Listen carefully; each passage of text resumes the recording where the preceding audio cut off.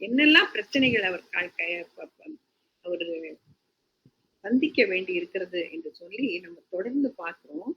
ஒரு இடத்துலயும் அவர் சஞ்சலப்படல, பயப்படல, கலங்கி போகல, ஆண்டவரே என்னை காப்பாத்துங்கன்னு சொல்லல.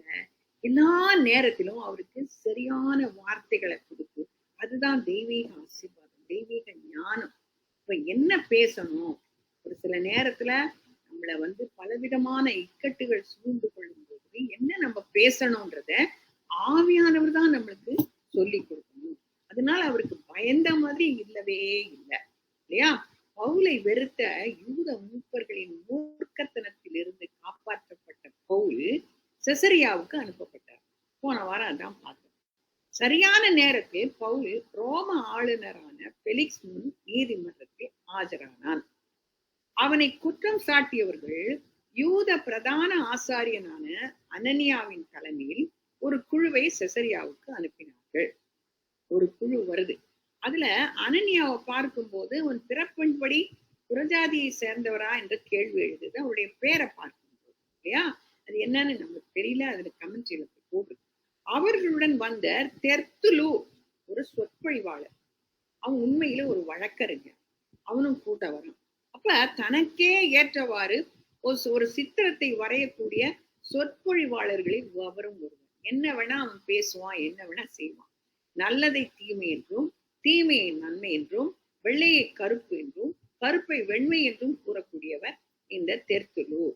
சரி, முதல் 9 வசனத்துல தெர்த்துலு தான் தவறான குற்றச்சாட்டு வைக்கிறான். இந்த ரோம அரசாங்கத்துல நம்ம பார்த்தோம்னா எப்படி ஒருத்தனை குற்றவாளி என்று சொல்லணும்னா, அவங்க யார் குற்றம் சுமத்துறாங்களோ அவங்க இவன் குற்றம் செய்தான் அப்படின்னு நிரூபிக்கணும். ரோம அரசாங்கம் ஒண்ணும் செய்யாது. அதுக்கு யார் குற்றம் சாட்டப்படுகிறார்களோ நான் குற்றவாளி இல்ல அப்படிங்கறத நிரூபிக்கணும். இந்த காலத்துல மாதிரி ஒரு லாயருக்கு அந்த மாதிரி எல்லாம் இருந்ததா தெரியல. அப்ப இதுதான் போயிட்டு. அப்ப ரோம அரசாங்கம் அவனை ஒண்ணுமே செய்ய முடியாது. எப்படி இயேசு கிறிஸ்துவை அந்த ரோம அரசாங்கம் ஒண்ணும் செய்யல, யூதர்கள் தான் இவனை சிலுவையில அறையும், இவன் நான் தான் தேவாலயத்தை இடிச்சு போடுவேன்னு சொன்னான், நான் தான் ஆண்டவருடைய குமாரன் சொன்னா, இப்படியெல்லாம் சொல்லி அவரை கொன்றதே அந்த யூத ஜனங்கள் தான். அதே மாதிரி 1ஆம் வசனத்திலேருந்து 9ஆம் வசனத்தை பார்க்கும்போது தெர்த்துலுவின் தவறான குற்றச்சாட்டுகளை நம்ம பார்க்கிறோம். 5 நாளைக்கு பின்பு பிரதான ஆசாரியனாகிய அனனியா மூப்பர்களோடும் தெர்த்துலு என்னும் ஒரு நியாயாசாரியனோடும் கூட போனான். அவர்கள் பவுலுக்கு விரோதமாய் தேசாதிபதியினிடத்தில் பிராது பண்ணினார்கள். அவன் அழைக்கப்பட்ட போது தெர்த்துலு குற்றஞ்சாட்ட தொடங்கி, தனம் பொருந்திய பிலேக்ஸே, உம்மாலே நாங்கள் மிகுந்த சமாதான சௌக்கியத்தை அனுபவிக்கிறதையும் உம்முடைய பராமரிப்பினாலே இந்த தேசத்தாருக்கு சிறந்த நன்மைகள் நடக்கிறதையும் நாங்கள் எப்பொழுதும் எங்கும் மிகுந்த நன்றியறுதலுடனே அங்கீகாரம் பண்ணுகிறோம். அவனை உயர்த்தி பேசுறான் பாருங்க, புகழ்ந்து பேசுறான். உண்மை நான் அநேக வார்த்தைகளினாலே அலட்டாதபடிக்கு நாங்கள் சுருக்கமாய் சொல்வதை நீ பொறுமையாய் கேட்க வேண்டும் பிரார்த்திக்கிறேன். என்னவென்றால் இந்த மனுஷன் கொள்ளை நோயாகவும் என்னெல்லாம் சொல்றான் பாருங்க, கொள்ளை நோயாகவும் பூச்சக்கரத்தில் உள்ள சகல யூதர்களுக்கும் கலகம் எழுப்புகிறவனாகவும் நசரேயனுடைய மத வேதத்துக்கு முதலாளியாகவும் இருக்கிறான் என்று கண்டறிந்தோம். இவன் தேவாலயத்தையும் தீட்டுப்படுத்த பார்த்தான். நாங்கள் இவனை பிடித்து எங்கள் வேத பிரமாணத்தின்படி நியாயம் தீர்க்க மனதாயிருந்தோம். அப்பொழுது சேனாபதியாகிய லீசியா மிகுந்த பலாத்காரமாய் இவனை எங்கள் கைகளிலிருந்து பறித்து கொண்டு போய் இவன் மேல் குற்றம் சாட்டுகிறவர்கள் உம்மிடத்தில் வரும்படி கட்டளையிட்டார். இவனிடத்தில் நீர் விசாரித்தால் நாங்கள் இவன் மேல் சாட்டுகிற குற்றங்கள் யாவையும் அறிந்து கொள்ளலாம் என்றான். யூதர்களும் அங்கிருந்த யூதர்களும் அதற்கு இசைந்து இவர்கள் யதார்த்தம் தான் என்றார்கள். அப்ப அவனுக்கு விரோதமா அவ்வளவு ஒரு பெரிய ஒரு கூட்டம். பிரதான ஆசாரியனான அனனியா மூப்பர்களோடும் தெர்த்துலு என்னும் ஒரு சொற்பொழிவாளரோடும் கூட செசரியாப்பட்டதற்கு வந்தார்கள். அவர்களுடைய நோக்கம் எல்லாம் பவுலை குற்றம் சாட்டி அவனை தீர்த்து கட்டுவதுதான். ரோம சட்டம் நமது நவீன சட்டத்தை போலவே ஒரு சிக்கலானது இல்லையா? மேலும் அதை புரிந்து கொள்ளுதலும் அதை வழக்கில எப்படி வெற்றிகரமா பயன்படுத்துவதும் எல்லாருக்கும் தெரியாது, ஒரு சிலருக்கு தான் தெரியும். தெர்த்துலு தன் குற்றஞ்சாட்டுதலை ஆளுநர் ஆகிய பெலிக்ஸை புகழ்ந்து பேசும் முகஸ்துதியை வழங்கினான். இது நீதித்துறையில் காணப்பட்ட பொதுவான வழக்கமாகும் இல்லையா? யுவர் லார்ட் சொல்லினெல்லாம் இங்கேயும் பேசுறாங்க இல்லையா? எல்லாவற்றிற்கும் மேலாக ஒரு வழக்கை வெல்வதற்கு முன் உங்கள் நீதியை வெல்ல வேண்டும். அவர்கிட்ட இருந்து நல்ல பேரை எடுக்கணும். தெர்த்துலு பெலிக்ஸை பாராட்டுவதற்கு காரணம் அவர் சில சீர்திருத்தங்களை கொண்டு வந்தார். இருப்பினும் தேசத்தில் சமாதானத்தை கொண்டு வர அவரால் முடியவில்லை. தெர்த்துலு பவுலை பற்றி பல குற்றச்சாட்டுகளை அடுக்கினார். முக்கியமா 4 குற்றச்சாட்டுகள் சொல்றான். அதுல 1 உண்மை, மற்ற 3 தவறானது. அப்ப எது தவறு எது உண்மைன்றது நம்ம பார்க்கணும். முதல்ல அவன் சொல்றான், இந்த மனுஷன் கொள்ளை நோயா போல இருந்தான். அப்ப அதனுடைய அர்த்தம் என்ன? இவன் சமாதானத்தை கெடுக்கிறான் என்பதே. ஆனால் இது சரியல்ல. எந்த காரியமும் பவுல் அப்படிப்பட்ட காரியத்தை செய்யல. 2வது, பவுல் பூச்சக்கரத்தில் உள்ள சகல யூதர்களுக்குள்ளும் கலகம் எழுப்புகிறான் என்று கூறினான். 3வதாக, பவுல் நசரேயருடைய மதபேதத்துக்கு முதலாளியாகவும் இருக்கிறான். இது சரியானது. ஏன்னா அந்த காலத்துல கிறிஸ்தவர்கள் நசரேயர்கள் என்று அழைக்கப்பட்டார். ஏன்னா நசரேயனாகி இயேசு கிறிஸ்துவின் வழியில வந்தவங்கன்றதுனால நசரேயர்கள் என்று அழைக்கப்பட்டனர். அப்ப இது ஒண்ணுதான் கரெக்ட்.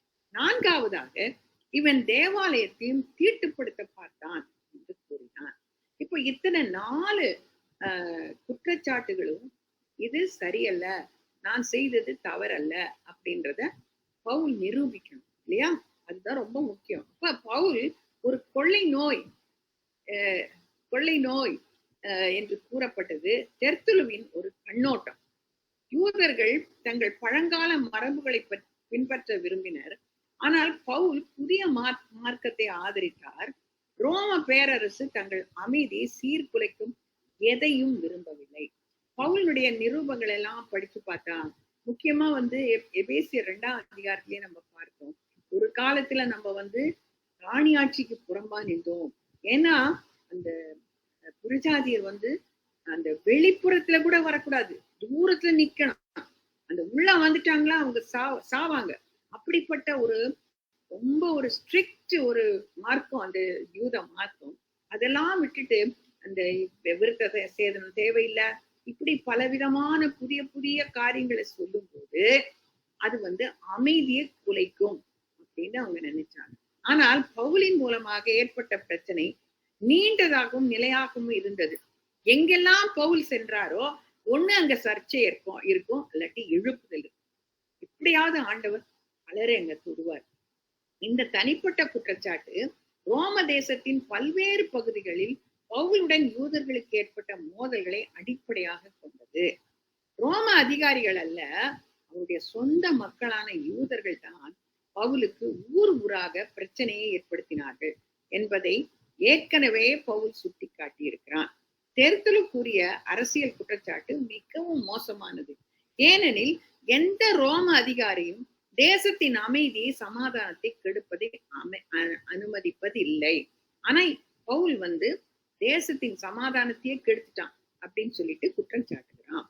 அப்ப ரோம அரசு யூதர்களுக்கு தங்கள் மதத்தை கடைபிடிக்க சுதந்திரம் கொடுத்திருந்தது. நீங்க யூதர்கள் உங்களுடைய மதத்தை நீங்க கடைபிடிக்கலாம், அதுல எங்களுக்கு எந்த விதமான ஆட்சேபனையும் இல்லைன்னு சொல்லி அவங்கள வச்சிருந்தது. ஆனா ரோம அதிகாரிகள் யூதர்களுக்கு அளிக்கப்பட்ட சலுகைகள் ரோம சாம்ராஜ்யத்தை பலவீனப்படுத்த கூடாது என்பதற்காக அவர்கள் மீது கவனமாக இருந்தனர். தெர்த்துலு பூச்சக்கரத்தில் உள்ள சகல யூதர்களுக்கும் கலகம் எழுப்புகிறவனாகும் என்று பவுலை குறித்து கூறின போது அது ஆளுநரின் கவனத்தை ஈர்த்தது. பூச்சக்கரத்தில் சொல்லும் போது எல்லா யூதர்களுக்கும் ஒரு கலகம். உண்மையில் இது தவறான மிகைப்படுத்திய சொல். ஆனால் தெர்த்துலு இவ்வாறு கூறியதன் நோக்கம் என்ன? யூதர்களிடம் இயேசு கிறிஸ்துதான் ஆண்டவரும் ராஜாவும் என்று பவுல் கூறியிருந்தான். அப்போ அவங்க யூதர்களா இருந்தாலும் யாரா இருந்தாலும் ராயன் இல்லையா? ராயன் தான் அங்க ராஜா. அப்படின்னு தான் அவங்க வச்சிருந்தாங்க. அப்ப ரோமர்கள் மற்றும் நம்பிக்கையற்ற யூதர்களுக்கு இந்த செய்தி ராயனுக்கு எதிரான தேச துரோகம் போல் தோன்றியது. இதுவும் தவறுதான் அப்படின்னு சொன்னார். அது மட்டுமல்ல, அதிகாரிகளின் ஒப்புதல் இல்லாமல் ரோம தேசத்தில் ஒரு புதிய மதத்தை நிறுவது சட்ட விரோதமானது. யூதர்களுக்கு தான் அவங்க பெர்மிஷன் கொடுத்திருந்தாங்க. இன்னொரு புது மதம் வந்தா அவங்க சும்மா இருக்க மாட்டாங்க. அது அவர்களுக்கு விருப்பம் இல்லை. அப்ப உண்மையாகவே பவுல் நசரேயருடைய மதபேதத்துக்கு முதலாளியாக இருந்ததால் அவனுடைய எதிரிகள் அவருக்கு எதிராக எளிதாக உழைக்க தொடுக்க முடியும். அப்போ மத பேதத்துக்கு முதலாளி அப்படின்னு சொல்றாங்க. அந்த நாட்கள்ல கிறிஸ்தவ நம்பிக்கை யூதர்களின் நம்பிக்கையுடன் அடையாளப்படுத்தப்பட்டது. ரோமர்கள் என்ன நினைச்சாங்க, இந்த கிறிஸ்தவர்களும் யூதர்கள் தான், யூத மார்க்கத்தை சேர்ந்தவர்கள் தான் அப்படின்னு சொல்லிட்டு கிறிஸ்தவ மதம் நல்லா பரவறதுக்கும் அவங்க பேசாம இருந்தாங்க. அவங்க எந்த விதமான தடையும் கொடுக்கல. அதனால கிறிஸ்தவர்கள் தங்கள் மதத்தை கடைபிடிக்க ரோம அரசாங்கம் அனுமதி அளித்தது. ஜெப ஆலயங்களில் தேவனை தேடும் புறஜாதிகளும் தேவனுக்கு பயப்படுகிறவர்களும் இருந்ததால் சபையில் புறஜாதிகளும் வழிபடுவதில் சில சட்ட சிக்கல்கள் காணப்படவில்லை. ஆங்காங்கே வீடுகள் தோறும் அவங்க ஆண்டவரை வணங்கி கொண்டிருந்தார்கள். அவங்க வர்ஷிப் நடத்திட்டு இருந்தாங்க. பின்னர் புறஜாதி விசுவாசிகளின் எண்ணிக்கை அதிகரித்தது. யூத ஜெப ஆலயங்களிலிருந்து அதிகம் பேர் பிரிந்து சபையில் இணைந்தனர். இதுவும் யூதர்களுக்கு சிக்கலா இருந்தது. யூதர்களுக்கும் கிறிஸ்தவர்களுக்கும் இடையிலான வேறுபாட்டை ரோம அரசு கண்ட போதுதான் பிரச்சனை தொடங்கியது. அப்ப ஏதோ ஒரு நடக்குது அப்படின்னு அவங்களுக்கு தெரிஞ்சிச்சு. ஒரு போட்டி மதம் செழிப்பதையும் பிரச்சனைகள் உருவாவதையும் ரோம அரசு விரும்பவில்லை. அதனால் தெர்த்துலுவின் இந்த மூன்றாவது குற்றச்சாட்டை கவனமாக கையாள வேண்டி இருந்தது. ஆனால் பெலிக்ஸ் போன்ற ரோம அதிகாரிகள் யூத சட்டம் சம்பந்தப்பட்ட வழக்குகளில் தலையிட விரும்பவில்லை. அவங்க இத குற்றம் கண்டுபிடிச்சு அவங்களுக்கு தண்டனை கொடுக்கறத அவங்க விரும்பவில்லை. யூதர்கள் ரோம நீதிமன்றங்களுக்கு செல்வதைத்தான் ரோம அரசு விரும்பியது. ரோமர்களை மிகவும் மோசமானவர்களாக காட்டாமல் யூதர்களை நல்லவர்களாக காட்டும் விதத்தில் தெர்த்துலு இந்த மூன்றாவது குற்றச்சாட்டை முன்வைக்க வேண்டியிருந்தது. ஆசியாவில் இருந்து வந்த யூதர்கள் இவன் பரிசுத்த ஸ்தலத்தை தீட்டுப்படுத்தினான் என்று குற்றம் சாட்டினார்கள். உங்களுக்கு எல்லாம் ஞாபகம் இருக்கும், அந்த 21 அதிகாரத்துல அங்க போய் அந்த ஆலயத்துக்கு போன உடனே 4 பேருக்கு நசரேய விரதம் செலுத்தும்படியா இவனை அந்த இடத்துல அனுப்புனாங்க. அந்த இடத்துல பெரிய அமளி உண்டாயிட்டு, அதெல்லாம் ஞாபகம் இருக்கும். அப்ப அந்த ஆசியாவில இருந்து வந்த யூதர்கள் அவனை அந்த 4 பேரோட பார்க்கும் போதுதான் இவன் பரிசுத்த ஸ்தலத்தை தீட்டுப்படுத்தினான் என்று குற்றச்சாட்டினார்கள். இப்போது தெர்த்துலு பிலிக்ஸிடம் இவன் தேவாலயம் தீட்டுப்படுத்த பார்த்தான்னு சொல்றான். அப்ப அதுக்கும் இதுக்கும் எவ்வளவு வித்தியாசம் பாருங்க. 21 அதிகாரத்துல சொன்னதுக்கும் 24 அதிகாரத்துல சொன்னது என்று தன் மற்றொரு குற்றச்சாட்டை வைத்தான். ஏன் இந்த மாற்றம்? 2 முக்கியமான காரியங்கள். பவுலை குற்றம் சாட்டியவர்கள் அந்த குற்றச்சாட்டை ஒருபோதும் நிரூபிக்க முடியாது என்று உணர்ந்தனர். பவுலை குற்றம் சாட்டிய ஆசிய யூதர்களும் அங்கிருந்து சென்று விட்டனர். யார் குற்றம் சாட்டுகிறார்களோ அவங்க அங்க இருக்கணும். ஆனா ஃபார்ச்சுனேட்லி அவங்க அங்கே இல்லை. சாட்சிகள் இல்லை என்றால் குற்றத்தை நிரூபிக்க முடியாது. இதை பற்றி லூக்கா கூறியதையும் 21 அதிகாரத்துல, சேனாபதி கூறியதையும் 23 அதிகாரத்துல இதெல்லாம் படிச்சு பாருங்க. தெர்த்துலுவின் குற்றச்சாட்டையும் 24 அதிகாரத்தையும் ஒப்பிட்டு பார்க்கும் போது எதற்காக நீதிபதிகள் மற்றும் நடுவர்கள் குழப்பமடைந்தார்கள் என்பதை நாம் புரிந்து கொள்ளலாம். எல்லாரும் வேற மாதிரி பேசுனாங்க. சரி, தேவாலயத்தை தீட்டுப்படுத்த பார்த்தான். நாங்கள் இவனை பிடித்து எங்கள் வேத பிரமாணத்தின்படியே நியாயம் தீர்க்க மனதாய் இருந்தோம் என்று தெர்த்துலு குற்றம் சாட்டியிருந்தான். வசனம் 6. யூதர்களின் சட்டத்தை மீறுபவர்களை கைது செய்து விசாரணை நடத்துவதற்கு ரோம அரசாங்கம் யூத தலைவர்களுக்கு அதிகாரம் கொடுத்திருப்பதை தெர்த்துலு அறிந்திருந்தான். உண்மைதான், யூதர்கள் தங்கள் மத சடங்குகளின் மீது கொண்டிருந்த பக்தி வைராக்கியம் மிகையானது மற்றும் அது மூட நம்பிக்கை என்றும் ரோமர்கள் நினைத்தார்கள். ஆனால் புத்திசாலித்தனமாக ரோம அரசாங்கம் அவர்களை அனுமதித்தது. யூத தேவாலயத்தில் உள்ள பாதுகாப்பு தடுப்பு சுவர், அதான் தடுப்பு சுவர் இருக்கு இல்லையா, பாதுகாப்பு தடுப்பு சுவர், அது புறஜாதியரை ஒரு நாள் உள்ள அனுமதிக்கவே மாட்டாங்க இல்லையா. யூதர்கள் மட்டும்தான் அந்த வெளிப்புறத்துக்கு போகணும், பரிசுத்த ஸ்தலத்துக்கு போகணும், மகா பரிசுத்த ஸ்தலத்துக்கு அவங்க கிட்ட கூட போக முடியாது. அப்ப அனுமதித்த பவுலின் குற்றம் போன்ற மரண தண்டனை வழக்குகளில் குற்றவாளிகளை தூக்கிலுட யூதர்கள் அனுமதிக்கப்பட்டனர். அப்படிப்பட்ட ஒரு பயங்கரமான சட்டம் அங்க இருந்தது. அதை மீறினா நீங்கள் கொல்லப்படுவீர்கள்னு எழுதி வச்சு. அப்ப அன்று கிலவுதியா லிசியா தலையிடாமல் இருந்திருந்தால் யூதர்கள் பவுலை தாங்களே தண்டித்திருப்பார்கள் என்று தெருத்தலு வாதிட்டார். மேலும் இது பிலிக்ஸ் மற்றும் ரோம அரசாங்கத்துக்கு பெரும் சிரமத்தையும் செலவையும் ஏற்படுத்தி இருக்கும் என்றும் கூறினான். இறுதியாக தெருத்தலு இவன் மேல் குற்றம் சாட்டுகிறவர்கள் உம்மிடத்தில் வரும்படி கட்டளையிட்டார். இவனிடத்தில் நீர் விசாரித்தால் நாங்கள் இனிமேல் இவன் மேல் சாட்டுகிற குற்றங்கள் யாவையும் அறிந்து கொள்ளலாம் என்றான். பவுலை பெலிக்ஸிடம் அனுப்பிய கிலுவுதியா லிசியா அங்கில்லாததுக்கு காரணம் என்ன? அவன் தான் ரொம்ப பத்திரமா இவனை இங்க அனுப்பிச்சான், ஆனா அவனே அங்க வரல. இதுவும் ஆண்டவருடைய நடத்துதல் பாருங்க. இந்த பிரச்சனையை மற்றவர்களிடம் தள்ளிவிட பார்த்தானா? ஆனால் பவுல் நேரடியாக அங்கு இருந்தானே, பெலிக்ஸ் நேரடியாக அவனிடம் கேட்கலாமே. அதற்கு அங்கிருந்த யூதர்களும் இசைந்தார்கள். அப்படியாக இந்த தெர்த்துலு என்னெல்லாம் குற்றம் சாட்டினான் என்பதை நம்ம பார்க்கணும். 4 விதமான குற்றச்சாட்டுகள். சரி, அதுக்கு எப்படி அழகா பவுல் பதில் அளிக்கிறான்னு பார்த்தோம். 10ஆம் வசனத்திலிருந்து 21.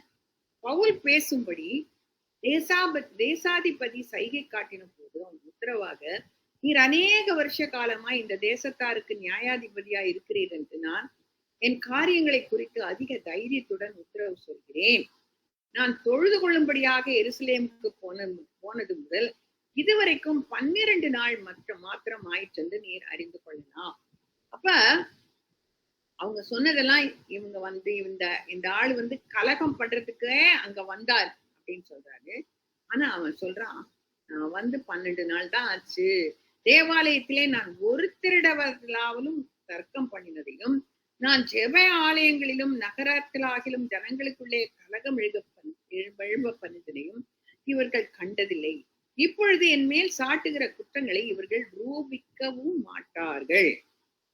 உம்மிடத்தில் ஒன்றை ஒத்துக்கொள்கிறேன். அது என்னவென்றால், இவர்கள் மதபேதம் என்று சொல்கிற மார்க்கத்தின்படியே எங்கள் முன்னோர்களின் தேவனுக்கு ஆராதனை செய்து நியாய பிரமாணத்திலேயும் தீர்க்கதரிசிகள் புஸ்தகத்திலேயும் எழுதியிருக்கிற எல்லாவற்றையும் நான் விசுவாசித்து நீதிமான்களும் அநீதிமான்களும் ஆகிய மரித்தோர் உயிர்த்தெழுந்திருப்பது உண்டென்று இவர்கள் தேவனிடத்தில் நம்பிக்கை கொண்டிருக்கிறது போல நானும் நம்பிக்கை கொண்டிருக்கிறேன். இதனால் நான் தேவனுக்கும் மனுஷருக்கும் முன்பாக எப்பொழுதும் குற்றமற்ற மனசாட்சி உடையவனாய் இருக்க பிரயாசப்படுகிறேன். அநேக வருஷங்களுக்கு பின்பு நான் என் ஜனத்தாருக்கு தர்ம பணத்தை ஒப்புவிக்கவும் காணிக்கைகளை செலுத்தவும் தான் வந்தேன். இங்க குழப்பம் உண்டாக்குறதுக்காக நான் வரல, அந்த தர்ம பணத்தை கொடுக்கறதுக்காக தான் நான் வந்தேன் அப்படின்னு சொல்றாரு. அப்பொழுது கூட்டம் இல்லாமலும் அமளி இல்லாமலும் தேவாலயத்திலே சுத்திகரித்துக் கொண்டிருக்கிறனா இருக்கில் ஆசியா நாட்டாரான சில யூதர்கள் என்னை கண்டார்கள். அவர்களுக்கு என் பேரில் விரோதமான காரியம் ஏதாகிலும் உண்டாயிருந்தால் அவர்களே இங்கே உமக்கு முன்பாக குற்றம் சாட்ட வேண்டும். அவங்கதான் இல்லையே. நான் ஆலோசனை சங்கத்தாருக்கு முன்பாக நின்ற போது அவர்கள் யாதொரு அநியாயத்தை என்னிடத்தில் கண்டதுண்டானால் இவர்களே அதை சொல்லட்டும். நான் அவர்களுக்குள்ளே நின்ற போது மரித்தோர் உயிர்த்தெழுந்திருப்பதை குறித்து இன்று உங்களாலே நியாயம் தீர்க்கப்படுகிறேன் என்று நான் சொன்ன ஒரு சொல்லின் நிமித்தமே என்று வேறொன்றின் நிமித்தமும் குற்றம் காணப்படவில்லை. அன்னைக்கு சதிசெயர் இருந்தாங்க, பரிசெயர் இருந்தாங்க. சதிசெயர் உயிர்த்தெழுதலை நம்பல. அப்ப அப்படி சொல்லும் போதுதான் அங்க இருந்த பரிசெயரை பார்த்து சொன்னா, நானும் ஒரு பரிசெயன். அதுலதான் பெரிய பிரச்சனை அவங்களுக்குள்ள வந்துருச்சு. அதை நம்ம எல்லாம் படிச்சோம் இல்லையா.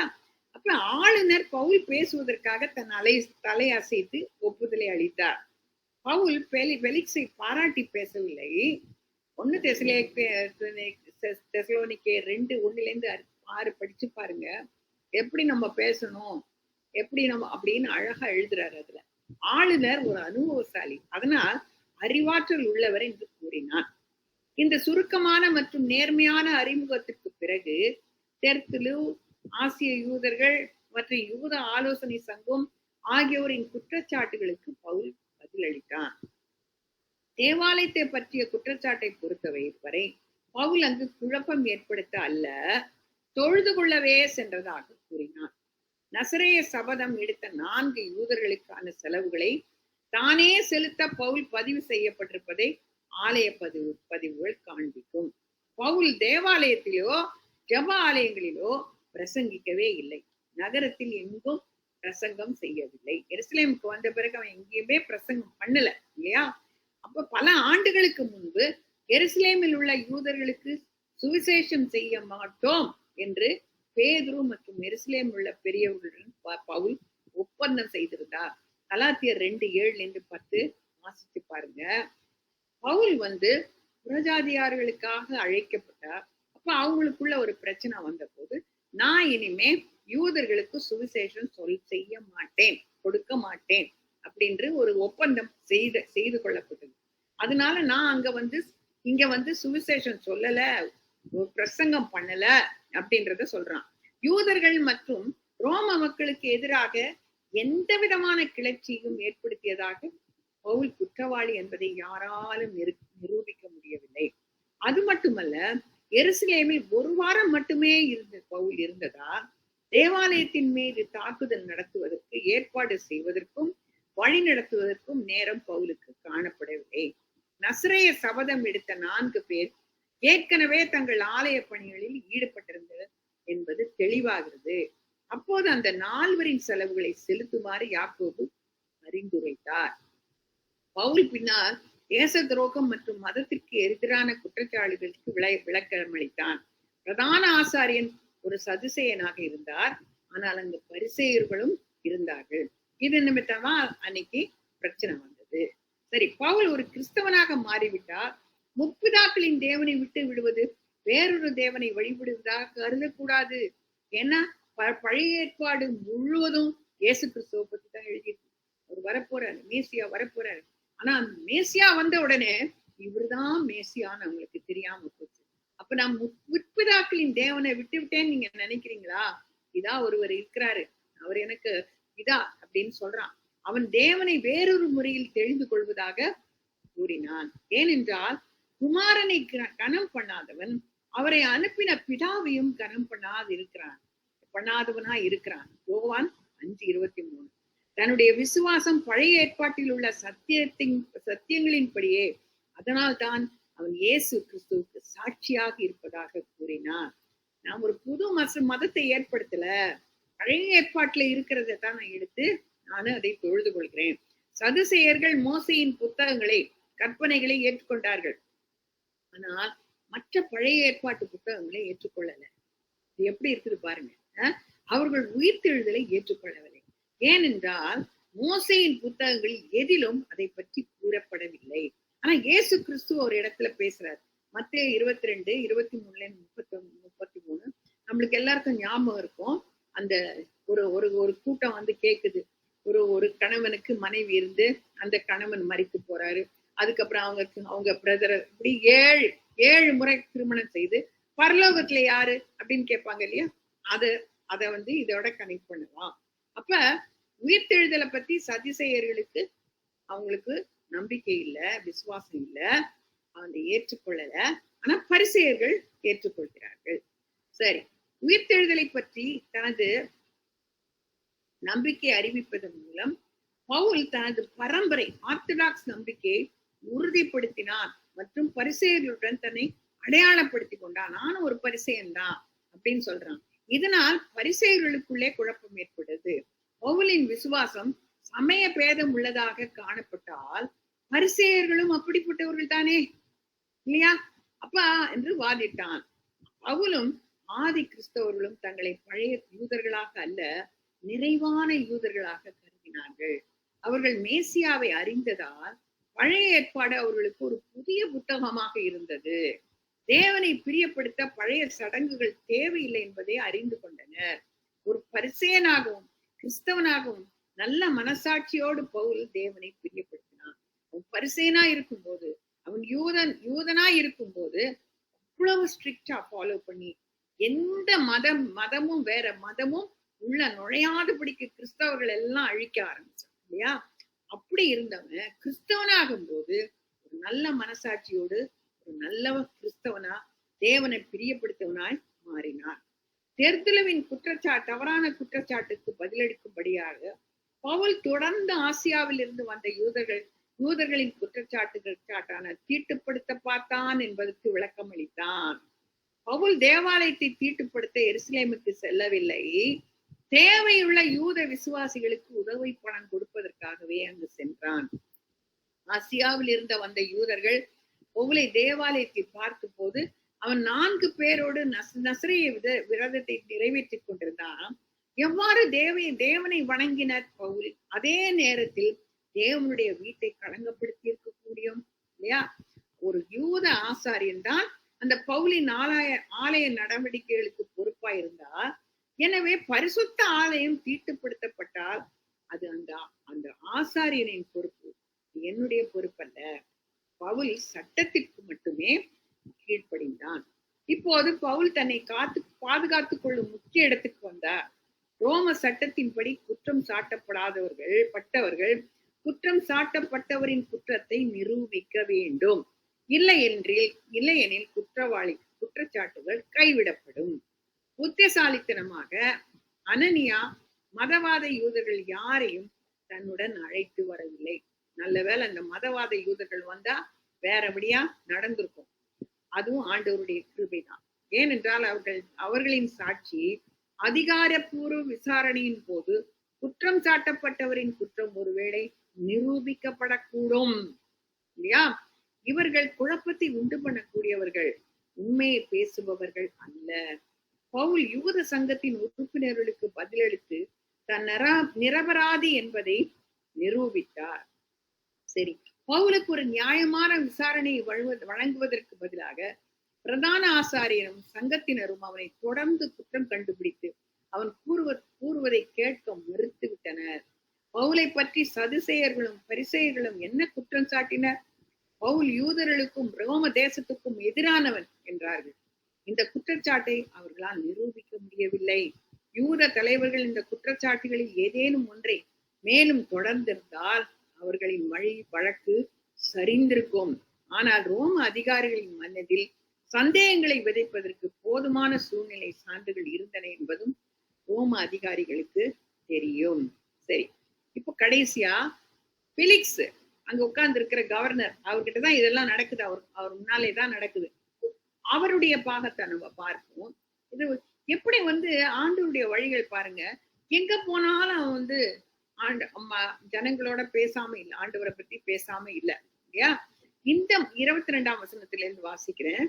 இந்த மார்க்கத்தின் விஷயங்களை விவரமாய் அறிந்த பெலிக்ஸ் இவைகளை கேட்ட பொழுது, சேனாபதியாகிய லீசியா வரும்போது உங்கள் காரியங்களை திட்டமாய் விசாரிப்பேன் என்று சொல்லி பவுலை காவல் பண்ணவும் கண்டிப்பில்லாமல் நடத்தவும் அவனுக்கு ஊழியம் செய்வதற்கும் அவனை கண்டு கொள்ளுகிறதற்கும் வருகிற அவனுடைய மனுஷர்களில் ஒருவரையும் தடை செய்யாதிருக்கவும் 100க்கு அதிபதியானவனுக்கு கட்டளையிட்டு அவர்களை ஆத்திருக்கும்படி செய்யலாம்.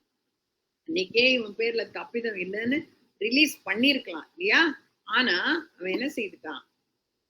லீசியா வரட்டும், அப்ப நான் திருப்பி கேட்டுட்டு அதுக்கப்புறம் நான் செய்யறேன், ஆனா பத்திரமா இருக்கட்டும் அப்படின்னு சொல்லிட்டு அவனுக்கு நல்லதும் செய்யறான், தீயதும் செய்யறான்.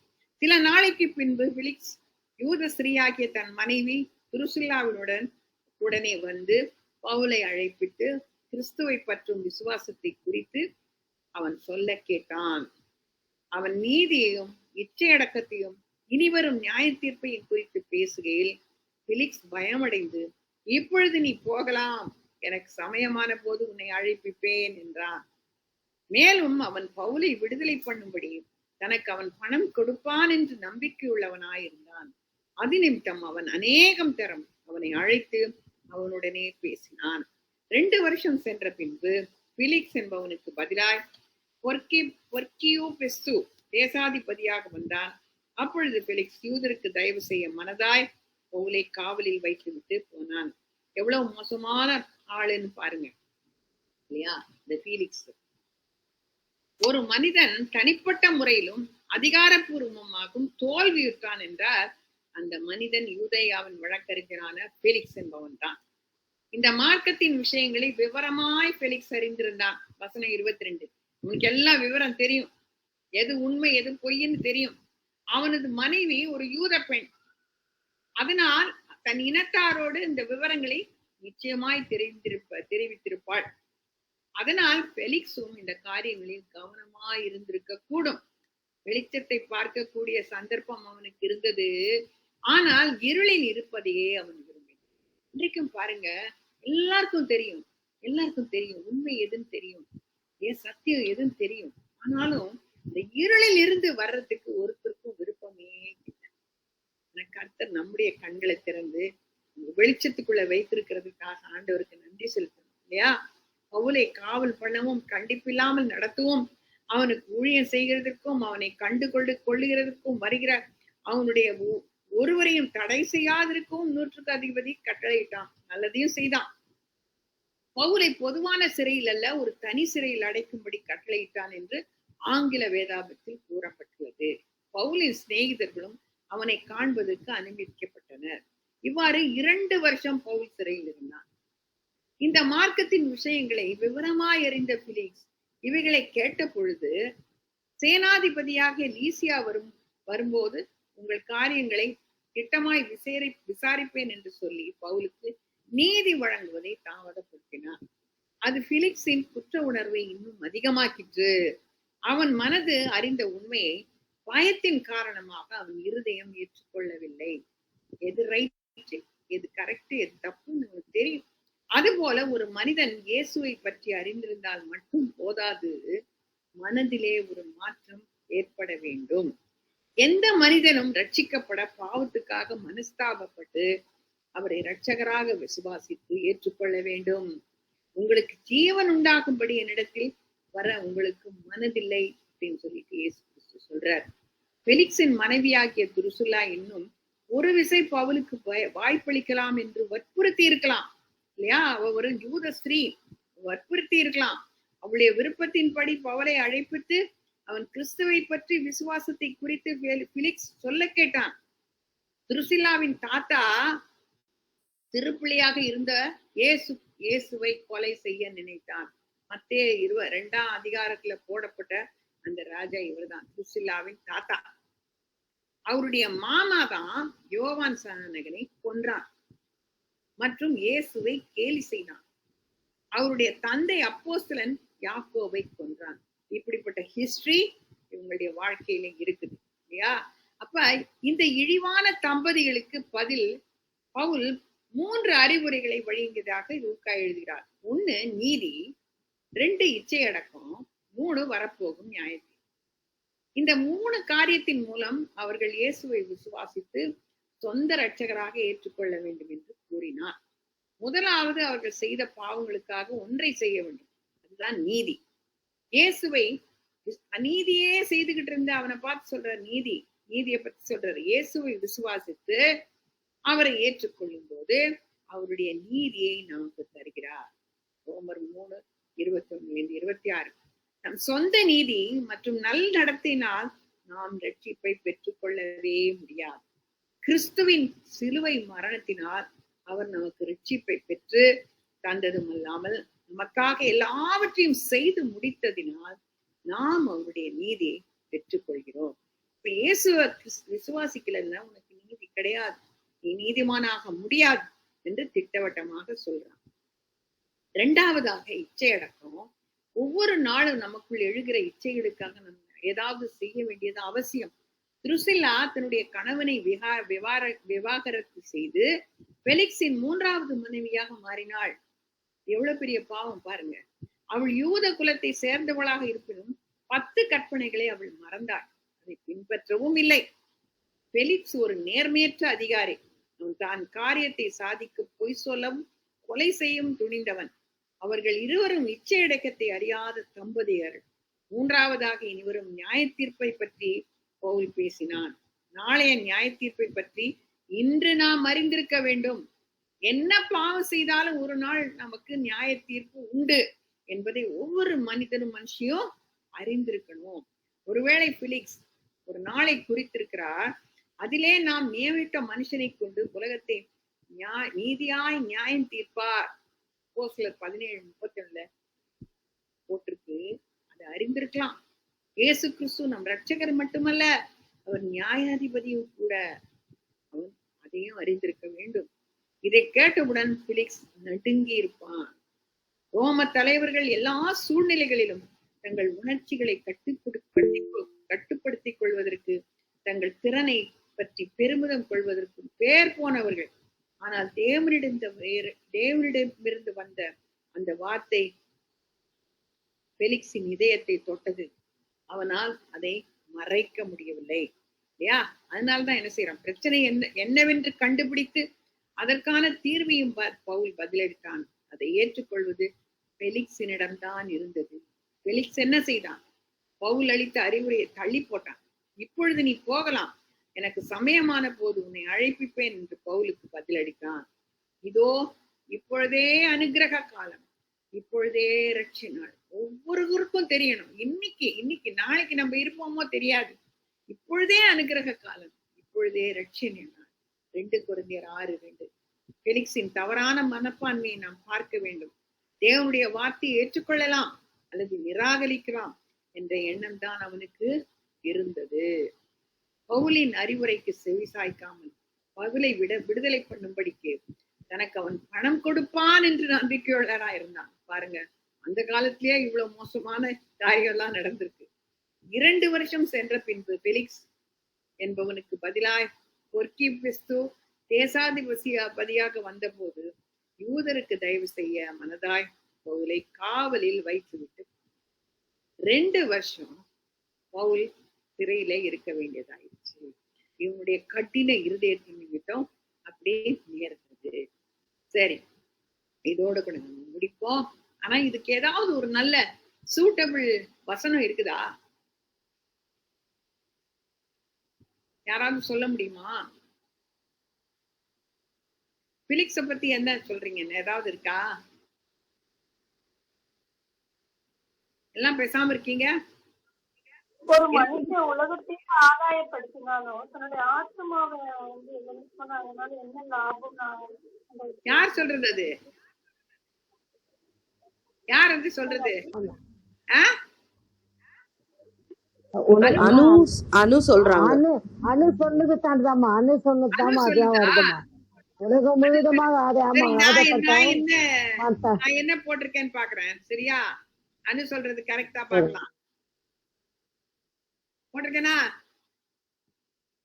வாசிக்கிறீங்களா? மனுஷன் உலகம் முழுவதையும் ஆதாயப்படுத்திக் கொண்டான், ஜீவனை நஷ்டப்படுத்தினா அவனுக்கு லாபம் என்ன? மனுஷன் தன் ஜீவனுக்கு ஈடாக எண்ணத்தை கொடுப்பான். ஆதலால் விபச்சாரமும் பாவம் உள்ள இந்த சந்ததியில் என்னை குறித்தும் என் வார்த்தைகளை குறித்தும் எவன் வெட்கப்படுவானோ அவனை குறித்து மனுஷகுமாரனும் தமது பிதாவின் மகிமை பொருந்தினவராய் பரிசுத்த தூதர்களோடும் கூட வரும்போது வெட்கப்படுவார். ஆமென், ஆமென். மனுஷன் உலகம் முழுசையும் ஆதாயப்படுத்தலாம், பெரிய அதிபதி ஆகலாம், பெரிய நம்பர் 1 ஆகலாம், எல்லாம் ஆகலாம்.